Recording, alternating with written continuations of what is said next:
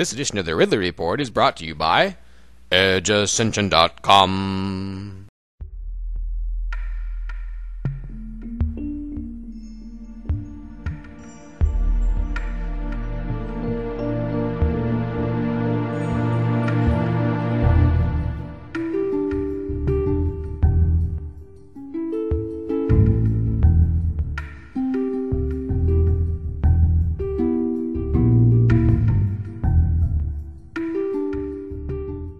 All right, and it's okay for you. It's okay with you for me to record. That's correct. You have my permission. All right, I appreciate that, Deputy Farley. Let's see. First question I have: you said there were some errors that you're seeing in the stories that are coming out. What are some errors that some misinformation that you're seeing that you think is getting out there? Well, first, Dave, the allegations made against one of my inspectors, I think, are not based totally on fact.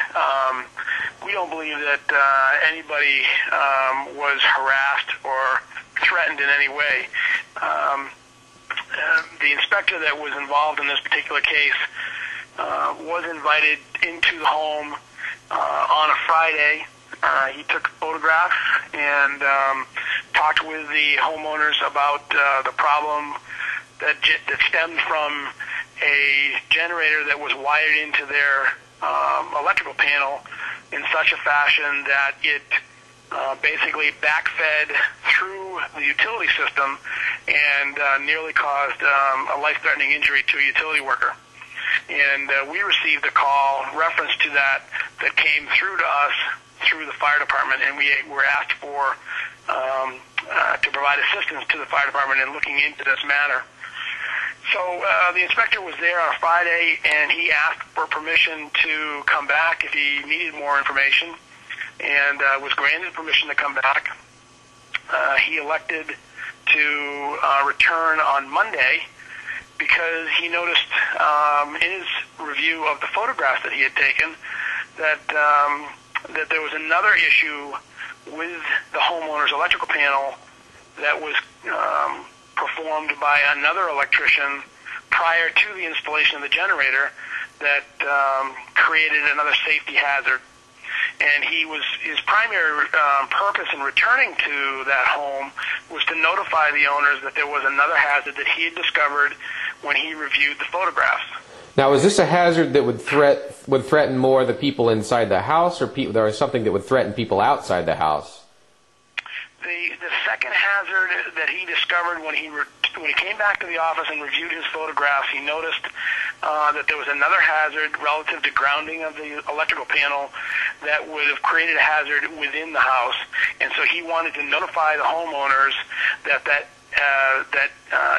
other hazard that was totally not connected to the issue of the installation of the generator. This is another issue that had nothing to do with the installation of the generator, but that he noticed when he was reviewing the photographs that he wanted to bring to their attention to get that original electrician back to take care of that problem, because it was a potential fire hazard. But it wouldn't have been a threat to those beyond, just to folks inside the house.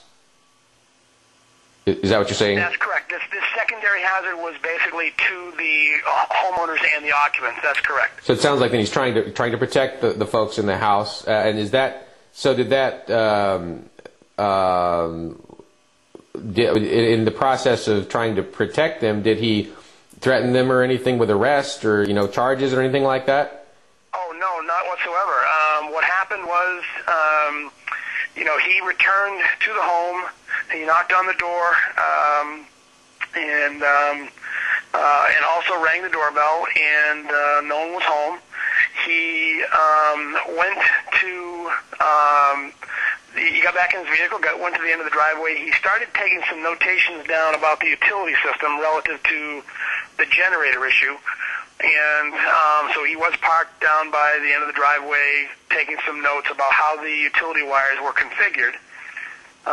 He, I believe, went to either the police station or the fire station. I don't have the report right in front of me, but he did leave and returned sometime later, did try again, and there was no one home. As he was leaving, he was going down the road. He noticed the homeowner driving by him in his vehicle. He waved to him in the windshield and tried to get his attention. Noticed that he was unsuccessful in getting his attention, so he turned around, and the vehicle appeared to speed away from him. And so he went back. He lost sight of the vehicle, went back to the home, figuring he was on his way home. Again, attempted to knock on the door. Observed somebody inside running away from the doorway or running up the stairway, and then he left. He drove back down the road. He happened to see that vehicle that he saw on the driveway, on the roadway, on another side road. He pulled in and was approached by the operator of that vehicle, and the operator of the vehicle became very agitated and accused him of harassing him, and the inspector never even got out of his car. He said, "Okay, not a problem, have it your way," and he turned around and drove away. That was the last contact he had until he was served with a stalking petition the following day. And so the judge, when he saw that, he did order the inspector not to approach the family? No, that is another inaccuracy. Okay. The judge denied the petition, but did not dismiss it, and there is a difference. He denied the petition, which means that there were no restrictions placed on the inspector from not contacting the petitioner or not staying away from him. So basically, there was no restrictions or no orders placed on the inspector to stay away from the homeowners. And we sought legal counsel, as is standard customary procedure in this type of event, situation. And whereas I am this inspector's direct supervisor, myself, the inspector, and a member of the Attorney General's office who was providing legal counsel, traveled to the Peterborough Jaffrey District Court on the day in question, which was January 7th, I believe. And when the case was called, there was nobody there. The petitioner failed to show, and the judge ruled in our favor by dismissing the petition with prejudice, which means basically that it can't be brought up and it was without merit. Okay. Good. Well, I can't think of anything else to ask you. Let's see. No, I just appreciate you getting back to me so fast. Well, I mean, I know you got back to me fast the other day, and then I realized you were on vacation, but I appreciate you sticking with this. Not a problem, sir. And again, our whole approach in this thing is definitely not to infringe upon anybody's, rights or liberties, whatever. I mean, our whole approach has been public safety right from day one, and I know that this particular case had some controversy surrounding it, and my only goal here was to help get another view on this story out there, and I'd be glad to answer anybody's questions if they have any. So will the investigator be able to?